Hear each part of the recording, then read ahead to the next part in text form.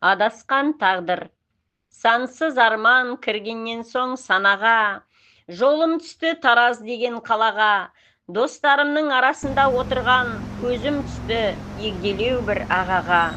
О, балақай, деді маған бері кел, осы сені ақын дейді мынау ел, ақын болсаң жаман шалдың тағдырын өлеңдетіп, жас ұрпаққа жырлап бер, деп қария маған сауал тастады, көз келмей қасындағы басқаны, шамам жетсе жазам, ата, айт дедім, бір күрсініп, шал да сөзін бастады.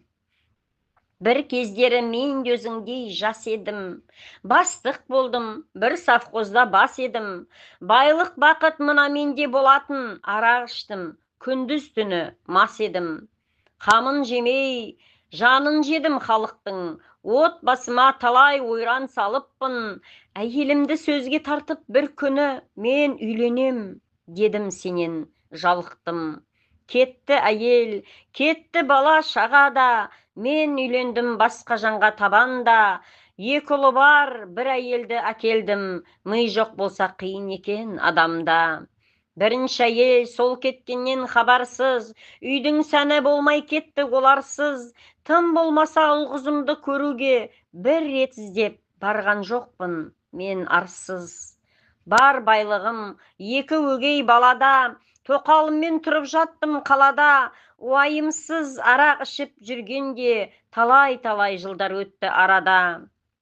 Мен шал болдым, кемпір болды тоқалым, буырыл тартып ағарыпты сақалым, сонда дағы тоқтатпадым ішуді, жоғау сірә мына менің обалым.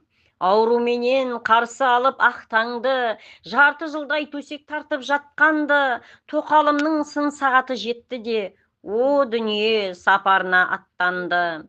Ашуланды екі өгей бала да, кім араша түсер енді араға, шешемізді мына сенсің өлтірген, деп жармасты екеуі де жағаға.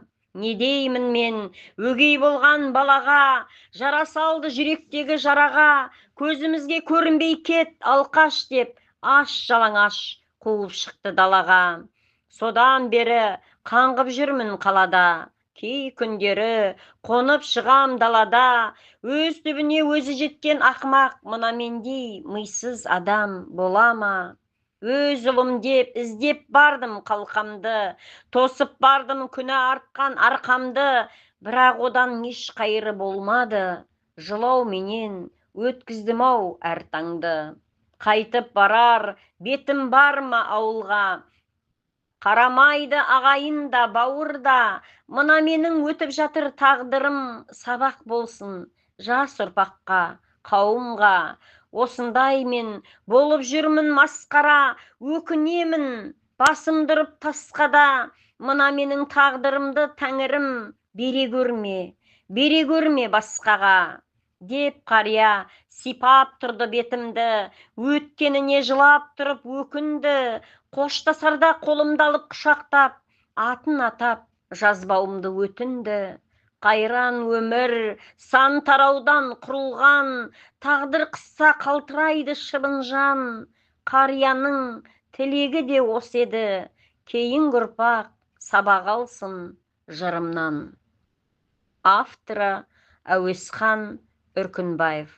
Оқыған Жанаргүл Толашқызы.